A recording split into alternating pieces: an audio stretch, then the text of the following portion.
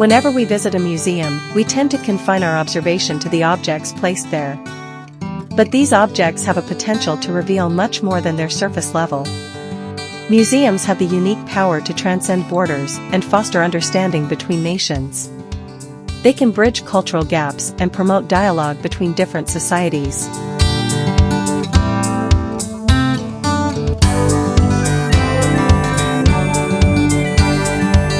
We at the Jindal Institute of Behavioural Sciences at OP Jindal Global University, we've stumbled upon a new line of research whereby we want to integrate various disciplines such as psychology and sociology with the study of museums. We are interested in the study of museums for the myriad tales that they narrate. Recently, we concluded a research project that was sponsored by a research grant that was given to JIBS by our Central University, where we looked at how museum objects can play a very important role in diplomatic relations between two different countries. So, coming to look at diplomatic relations between two different countries, we know there is a hard pathway to take, which is definitely very formal and routinely we talk about it mostly. But then there is another alternate pathway to take in which we rely on common heritage, various kinds of other commonalities, and we also perhaps as two different nation states we would like to dip into our ancient historical relations. Museums can play an important role in international relations or in building cross-border friendships. It is not just two states participating, but in this case, tourists, both local and foreign, visiting the museum become part and parcel of this network. Museums serve as windows into the past, present, and future, showcasing diverse cultural heritage, historical artifacts, and artistic expressions, and thereby offering a glimpse into the shared human experiences and aspirations that connect us all.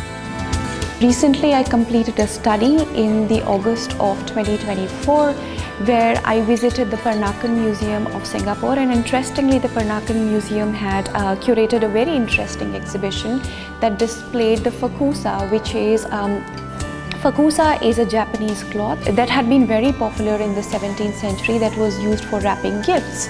And to display these various kinds of cloth pieces from perhaps the 17th century was a very important step that Singapore had taken to take the Singapore and Japanese relationship forward, because this exhibition not only curated these kind of antique covers from that time, but also perhaps narrated a very important tale about how there have been commonalities between local gift wrapping stories that Singaporeans had to narrate and the usage of fakusa from the 17th century Japan.